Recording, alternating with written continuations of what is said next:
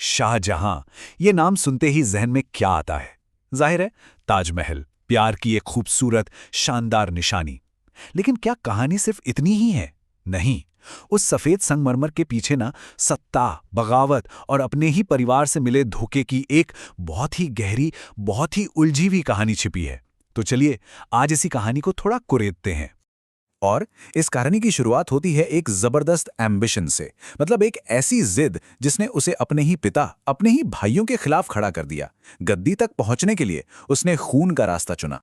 और जानते हैं सबसे बड़ा आयरनी क्या है? सबसे दुखद मोड़ कहानी का यही आता है। जिस खून खराबे और हिंसा के दम पर वो बादशाह बना था ना, ठीक उसी रास्ते ने उसकी किस्मत का भी फैसला कर दिया। बस फर्क इतना था कि इस बार शिकार वो खुद था। तो चलिए थोड़ा पीछे चलते हैं, उस दौर में जब वो बादशाह शाहजहां नहीं बल्कि सिर्फ शहजादा खुर्रम था।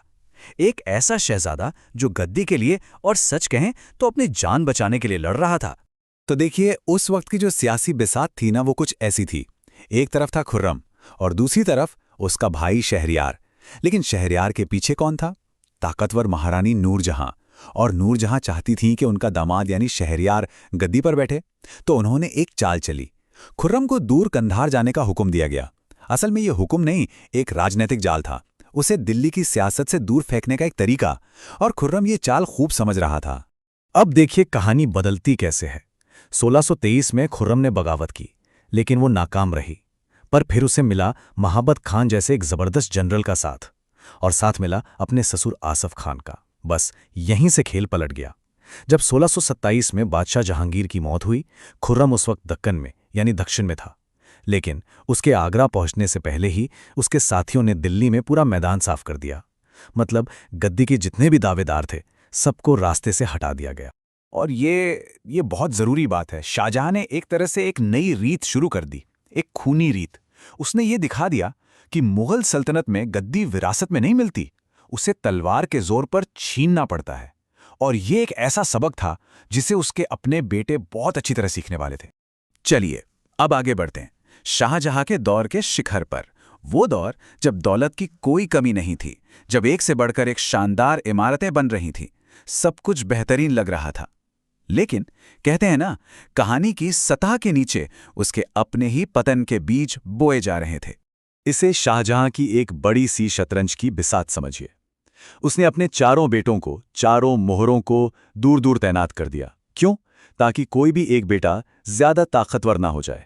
देखिए, शाह शुजा को भेजा पूरब में बंगाल, मुराद बख्श को पश्चिम में गुजरात, और सबसे काबिल और शायद सबसे खतरनाक बेटे औरंगजेब को भेजा दक्कन में, दक्कन।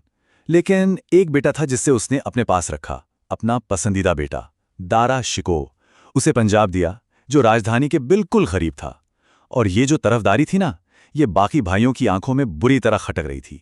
और ये दारा शिकोह अपने बाकी भाइयों से एकदम अलग था।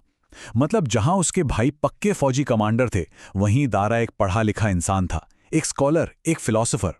उसे उपनिषद पढ़ने में, हिंदू धर्म को समझने में दिलचस्पी थी। शाहजहां तो उसी में अगला बादशाह देखता था।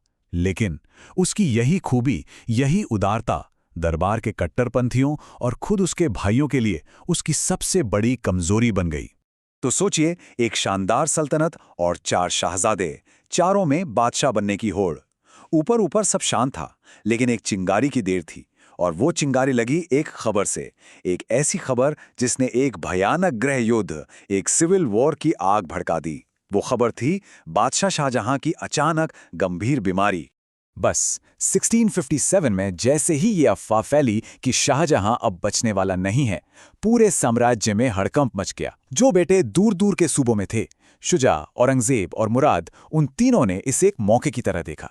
गद्दी खाली हो रही थी और तीनों अपनी अपनी फौजें लेकर दिल्ली की तरफ दौड़ पड़े। कहने को तो ये 4 भाइयों की लड़ाई थी, पर असल में ये जंग थी सिर्फ 2 भाइयों के बीच। एक तरफ दारा शिकोह, विद्वान, उदार।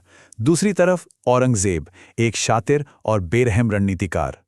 औरंगजेब ने एक बहुत चालाक खेल खेला। उसने दारा की हिंदू ग्रंथों में दिलचस्पी को एक सियासी हथियार बना लिया। उसने ऐलान कर दिया कि दारा तो काफिर है, इस्लाम से भटक गया है।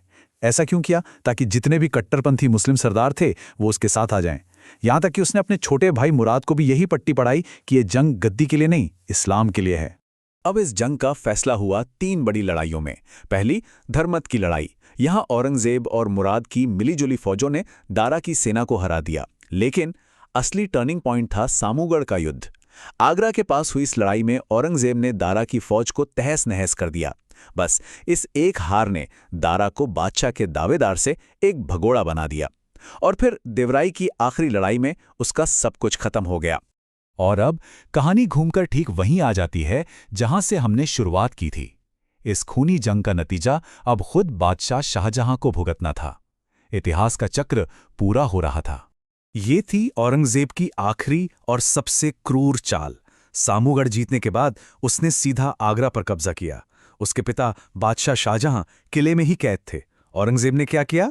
उसने किले तक यमुना नदी से आने वाली पानी की सप्लाई ही कटवा दी। अब सोचिए, बिना पानी के वो बूढ़ा और बीमार बादशाह करता भी तो क्या करता? उसके पास सरेंडर करने के अलावा कोई और रास्ता ही नहीं बचा था।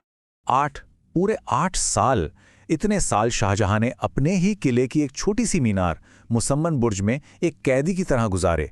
और वो वहां से क्या देखता था? सामने बना ताजमहल, जिसे उसने अपनी बेगम के लिए बनवाया था। क्या किस्मत थी! दारा शिकोह का अंजाम तो इससे भी कहीं ज्यादा दर्दनाक था। जिस एक सरदार पर उसने भरोसा किया, उसी ने उसे धोखा देकर औरंगजेब के हवाले कर दिया। उसे जलील करने के लिए फटे पुराने कपड़ों में एक गंदे से हाथी पर बिठाकर पूरी दिल्ली की सड़कों पर घुमाया गया और आखिर में उसे इस्लाम का दुश्मन करार देकर मौत के घाट उतार दिया गया। लेकिन क्रूरता यहीं खत्म नहीं हुई। औरंगजेब ने अपने कैद पिता को एक आखिरी और सबसे भयानक तोहफा भेजा। उसने दारा का कटा हुआ सिर एक थाल में सजाकर शाहजहां के पास भिजवाया। सोचिए उस बाप पर क्या गुजरी होगी। हिंसा का जो चक्र शाहजहां ने अपने भाइयों को मारकर शुरू किया था, आज उसी के सबसे प्यारे बेटे की मौत के साथ वो चक्र पूरा हो गया था। तो आखिर में सवाल ये उठता है कि हम शाहजहां को कैसे याद करें? एक महान बादशाह जिसने ताजमहल बनाया, या एक ऐसे बदनसीब बाप के तौर पर जिसका परिवार सत्ता की भूख में एक दूसरे का खून बहाकर खत्म हो गया? देखिए, उसकी जो विरासत है, उसकी लेगेसी, वो असल में इन 3 हिस्सों में बटी है। एक हिस्सा है उसकी बनवाई शानदार इमारतें, उसका आर्किटेक्चर। दूसरा हिस्सा है उसके साम्राज्य का विस्तार। लेकिन एक तीसरा उतना ही बड़ा हिस्सा है उसके परिवार की वो खूनी सियासत, जिसने आखिर में सब कुछ तबाह कर दिया। और इसमें कोई दो राय नहीं है, उसके दौर को गोल्डन एज ऑफ आर्किटेक्चर यानी वास्तुकला का स्वर्ण युग कहा जाता है। और सही भी है, उसने हिंदुस्तान को कुछ सबसे नायाब इमारतें दी हैं। लेकिन आखिरी और सबसे बड़ा सवाल यही रह जाता है, क्या ये जो सारी खूबसूरती है, ताजमहल, लाल किला, क्या इन सब की नींव में वही खून और वही हिंसा है जो एक पीढ़ी से दूसरी पीढ़ी तक चलती रही? एक ऐसी हिंसा जिससे कोई बच नहीं पाया। ये एक ऐसा सवाल है जो शाहजहां की पूरी विरासत को एक अलग ही रोशनी में देखने पर मजबूर कर देता है।